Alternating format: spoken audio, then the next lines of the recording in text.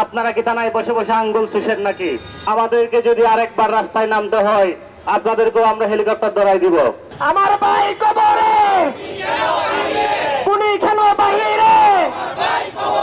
বাহিনীর উপরে যে নির্মম হত্যাযজ্ঞ চালানো হয়েছে সেই বিচার নিশ্চিত না হওয়া পর্যন্ত আমরা রাজপথে থাকবো বলে ইনশাল্লাহ আমরা কথা দিতে চাই। মব জাস্টিস নামক একটা শব্দবন্ধ তৈরি হয়েছে। মব তৈরি করে জাস্টিস কায়েম করতে চাই, এভাবে কোনো জাস্টিস কায়েম হয় না। রুমিন পানহাকে বলতে চাই, যদি কোনো ন্যায় বিচার দরকার হয়, যদি কোনো রাজনৈতিক সিদ্ধান্ত আসতে হয়, তাহলে সেটা নির্দিষ্ট নিয়ম কানুন মেনে আসুন। আপনি আতাউল্লাহ ভাইয়ের মুখ বন্ধ করে আমাদের মুখ বন্ধ রাখতে পারবেন না। বাঙালি কথা বলতে শিখে গেছে। বাঙালি হাসিনাকে খেদানোর মাধ্যমে যে কোনো কাউকে খেদানোর ক্ষমতা রাখে। একজন কিশোরকে কিভাবে রাস্তায় বেঁধে ঘন্টার পর ঘন্টা মেরে হত্যা করা হয়েছে এবং সেই সাথে দুইজনকে খুবই আশঙ্কাজনকভাবে আহত করা হয়েছে। আমরা এই পুলিশ প্রশাসনকে বলতে চাই, আপনারা কি বসে বসে থানায় ঘাস কাটেন?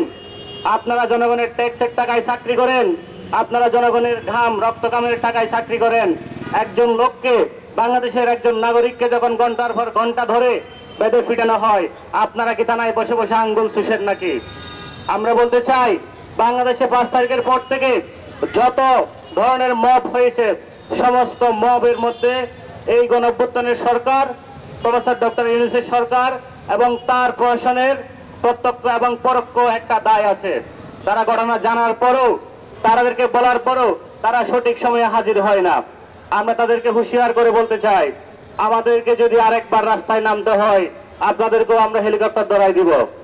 আপনাদেরকে আমরা যথেষ্ট সময় দিয়েছি, আপনারা আপনাদের দায়িত্ব পালন করছেন না।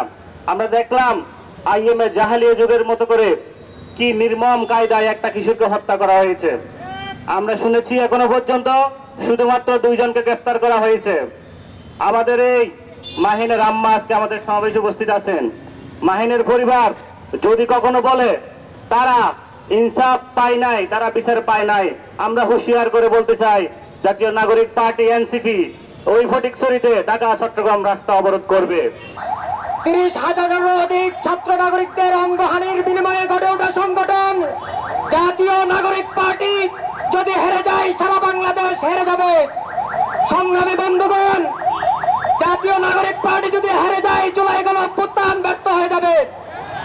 সংগ্রামী বন্ধুগণ, জুলাই গণঅভ্যুত্থানকে যদি আমাদেরকে টিকে রাখতে হয়, জুলাই গণঅভ্যুত্থানের স্পিরিটকে যদি আমাদেরকে বাংলাদেশের মাটিতে জিয়ে রাখতে হয়, বাংলাদেশের ফ্যাসিবাদী ব্যবস্থা যদি পুনরুত্থান করতে না চান, বাংলাদেশে দ্বিদলীয় যেই পরিবারতন্ত্র যুগের পর যুগ 53 বছর ধরে আমাদেরকে গোলাম বানিয়ে রেখেছিল, সেই গোলামিতে যদি আমরা আর ফিরে যেতে না চাই, তাহলে জাতীয় নাগরিক পার্টিতে সহযোগিতা করতে হবে, জাতীয় নাগরিক পার্টিকে ভূমিকা রাখতে হবে। তাদেরকে খুব নির্মমভাবে মারা হয়েছে। তারা চট্টগ্রাম মেডিকেলে ভর্তি আছে। একটু আগেই তাদেরকে দেখতে গিয়েছিলাম, খুব করুণ অবস্থা। মাহিনের মার 3টা সন্তান আগে মারা গিয়েছে। একটা সন্তানকে নিয়ে, একটা সন্তান তাদের বেঁচে থাকার শেষ অবলম্বন ছিল। একটা দোকান করতো, সারা গ্রামের মানুষ ওই দোকান থেকে চা খেত, রুটি খেত, মাহিন ওই রুটিগুলো বানাতো।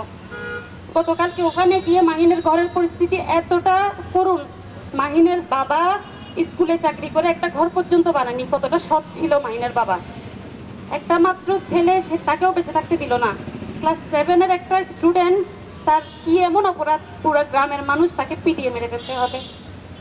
আমি খুব দুঃখের সাথে বলতে চাই আমরা আসলে ব্যর্থ যে 5 আগস্টের পরে 24 সাল পরবর্তী এরকম একটা মায়ের সন্তানকে এভাবে পিটিয়ে মেরে ফেলতে হচ্ছে এই যে নতুন বাংলাদেশে।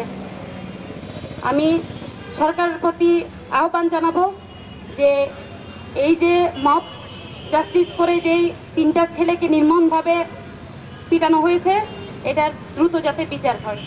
আমি এই বিষয়ে সরকারকে জানিয়ে দিতে চাই, আপনারা যদি এখনো পুলিশ প্রশাসন সংস্কার না করেন তাহলে সাধারণ মানুষ তাদের ন্যায্য অধিকার থেকে এই দেশে আবারও বঞ্চিত হবে, তাদের জীবন বিপন্ন হবে।